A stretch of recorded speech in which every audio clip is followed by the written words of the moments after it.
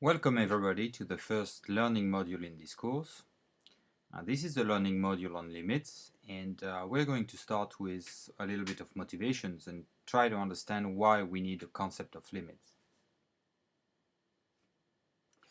One of the things that has driven the development of calculus is the study of motion.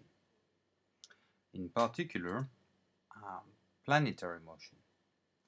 Now this is a little bit complicated for this class because it involves things moving in three-dimensional space. In this class we're going to focus on functions of one variables, and therefore we're going to also focus on motion along a straight line, like in the case of freefall. Well, here we have an elephant in freefall, for instance, and we're going to meet this elephant again. So I said that we're interested in studying motion along a straight line.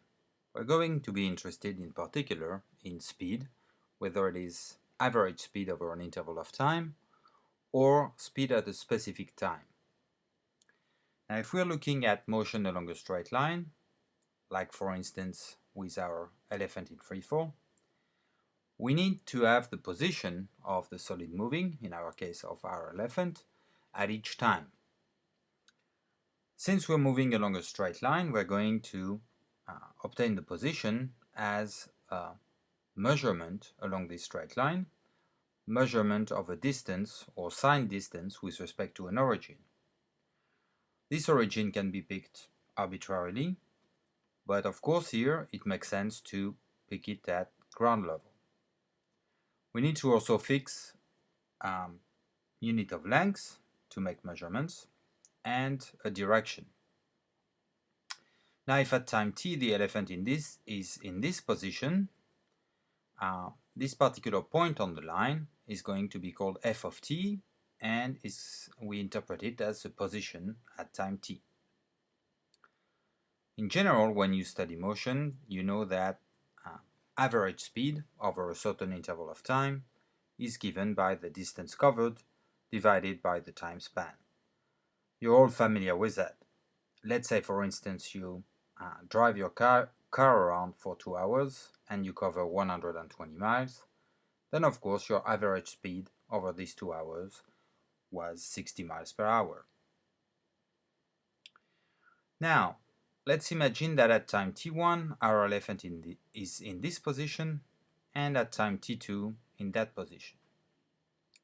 So the distance covered over this interval of time between t1 and t2 is f of t2 minus f of t1, and the time span is t2 minus t1. So the average speed, or I should say average velocity, because in this case it is negative, is given by this formula.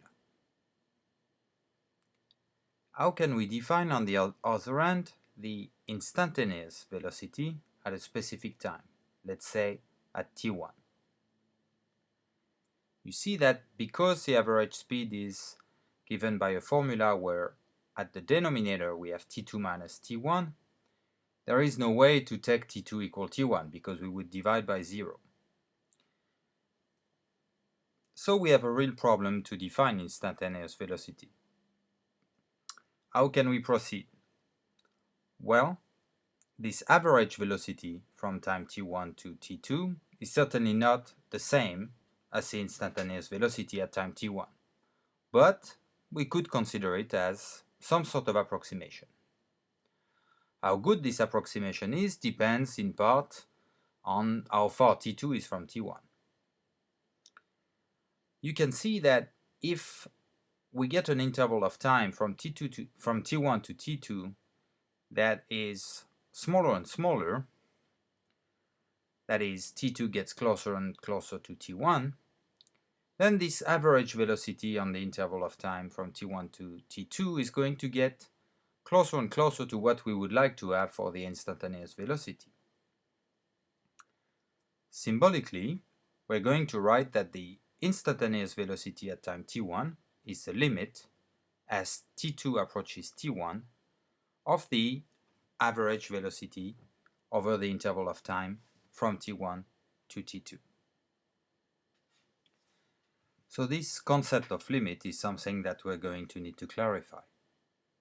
Before we get to that, I want to give another example where we see that we will need some sort of limiting process. Let's say we have a curve, to simplify a little bit, the graph of a function, and we pick a point on the graph of that function. Let's say its first coordinate is a. The very fact that it's on the graph of the function f means the second coordinate is f of a. And let's say we're trying to find the tangent line to that curve at that particular point.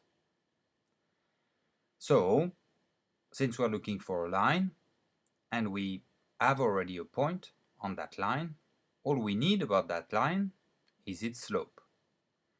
The problem is, how do we define this slope?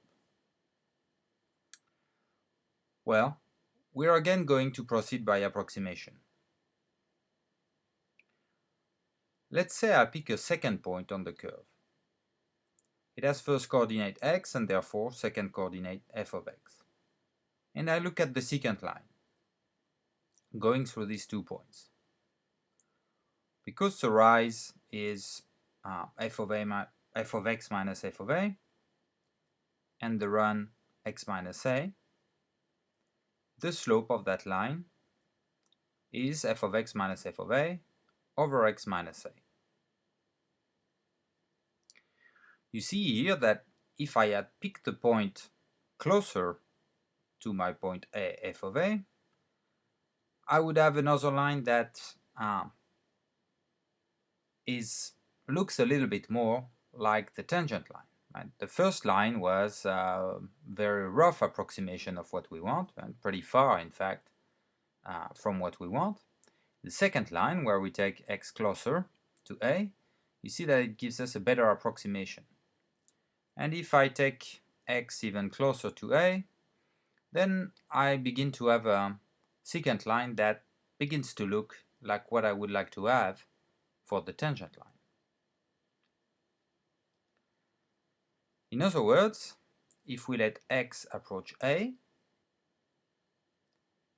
then you see that the lines approach the tangent line, and therefore their slopes should approach the slope of the tangent line. So symbolically, we're going to say that the slope of the tangent line should be the limit, as x approaches a, of this ratio f of x minus f of a over x minus a. Now, on this picture I was not able to let this secant line move continuously, so let's take another example where we see things moving continuously a little better. Now you see that as the yellow point gets closer to the green point, the corresponding secant line gets closer and closer to what we want for the tangent line. This concept of limit when x is approaching a, is something that we're going to need to clarify. So we have seen that whether we're looking at instantaneous speed or the slope of the tangent line to the graph of a function, we end up with similar types of limits.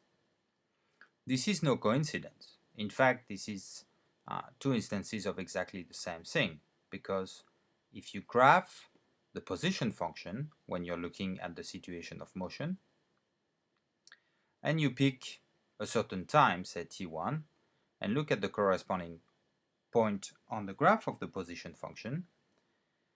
Now, if we do the same thing that we've been doing to investigate the slope of the tangent line, in other words, we pick another point, let's say our first coordinate t2, the second coordinate is the position at time t2, and we look at the secant line.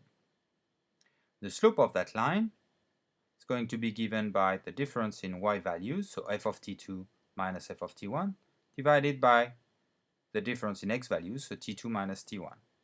In other words, the slope of this secant line is exactly the average speed over the corresponding interval of time.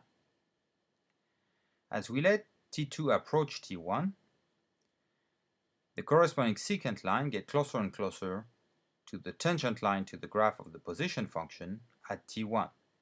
In the limit, it is the tangent line, and therefore the slope is the limit of this ratio f of t2 minus f of t1 over t2 minus t1. In other words, the slope of the tangent line is exactly the instantaneous speed at time t1. In conclusion, this object is what we are most interested in. This type of limit, as x is approaching a, of this difference ratio f of x minus f of a over x minus a. Note that this expression is simply some function of x. In other words, we want to investigate the concept of the limit of a function of x as x approaches a specific number. Note as well that we want this to apply in particular to this type of functions f of x minus f of a over x minus a, and those are not defined for x equal a, because at x equal a we would divide by 0. Therefore, whatever definition we're going to take for the limit, it should be independent of the value of the function at the value a. This object is going to be the center of our focus for the next presentation.